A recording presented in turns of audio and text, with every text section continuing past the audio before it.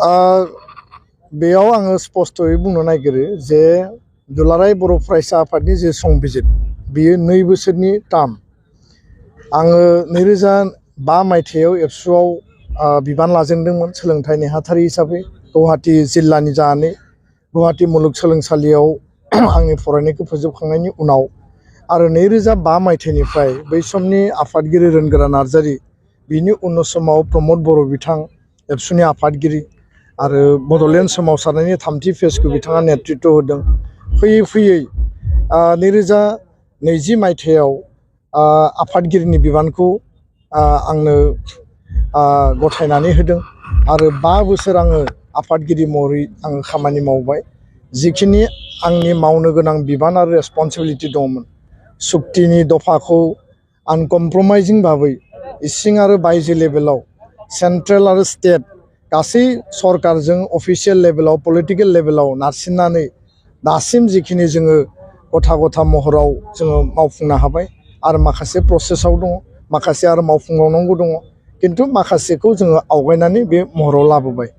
हारिनि थामोन्था रैखाथि हारिनि सिनायथिखौ मुलुग दरबाराव लांनो थाखाय बड'लेण्ड महोत्सव खुंनाय, प्रधान मन्त्रिया बाहागो लानाय आरो नैबे जुथुम्मायाव भारतनि नखर मन्त्रिखौ लाबोनानै बर' हारिनि जि मोनसे आबुं जोंनि जि मोनसे उदां हारि गोथां हारि आरो जोंनि थामोन्था रैखाथिखौ मुलुगाव दिन्थिफुंनायनि गेजेरजों बिथांमोनखौ पिस खालामनायनि गेजेरजों जोंनि आद्रा थानाय जि मोनसे सिमां आरो थांखि बड'फानि जि गेरेमसा माहारि दानायनि राजनैतिक आरो संबिधाननि अधिकारनि जि बिथिंफोरखौ लानानै जोंहा बेयाव जिखिनि खामानि मावनांगौ दंमोन जोङो मावबाय। बर' हारिनि जिखिनि आफादफोर दङ बे आफादफोरखौ खौसेयै मोनसे प्लेटफर्माव लाबोनानै माहारि दानायनि थाखाय जोङो खौसे खालामनांगौ। जों जेब्लायबो खौसेयै दिनै ज'यै गसंथानानै खामानि मावदों। बर' हारिनि आन्सलिक राजनैतिक हान्जाफोरखौ ज'यै खावलायनानै दोंसे लामाजों बुजा बुजिनि आधाराव थाबायलांनो हायो नामा बिनि थाखायबो जोङो प्रसेस्टा नाजानायखौ जोङो खालामनाय जाबोदों। दा माखासे हाबाफारिफोरखौ थांनाय समाव जोङो मावबाय, आरोबाव मावबावनांगौ दङ। किन्तु खोथाया जाहैबाय जे 2 बोसोरनि जिहेतु संबिजिताव लिरनाय थायो आरो 2 बोसोराव जोंनि जिल्ला आन्सलिक मिरु जोंहा टार्मिनेटिं सेसन जायो। मोनफ्रोमबो टार्मिनेटिंआव गोजाम आफादखौ सिमफायनाय जायो, गोदान आफाद दाफिननाय जायो।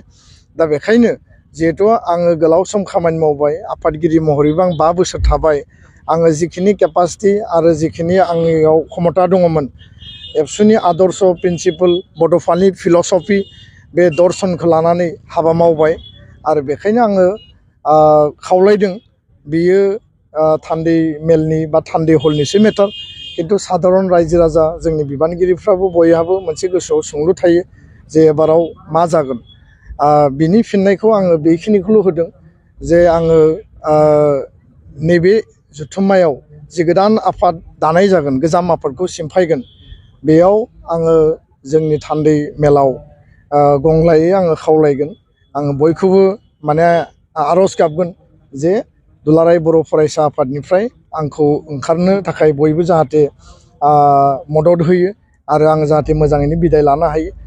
गोदान जेनेरेसननो लिडारशिप होनांगौनि गोनांथि दङ, दायित्व बिबान होनांगौनि गोनांथि दङ। जेनेरेसना लिडारशिप लायोब्ला एबसुआ आरो सक्तिशालि गोख्रोङै खामानि मावबावनो हागोन। दा बेखायनो आङो बे खोथाखौ थान्दै हलाव खावलायगोन आरो मैयाबो मिडिया सोंदों, आं बिथांमोननोबो बुंदों। किन्तु खोथाया बे नङा जे आं बबेबा पलिटिकेल पार्टियाव थांगोन, बबेबा राजखान्थि हान्जायाव जइन जागोन, आं दिनै बेखौ जेबो बुंनो हाया। आंनियाव बेबायदि खुनु परिकल्पना गैथ'वा।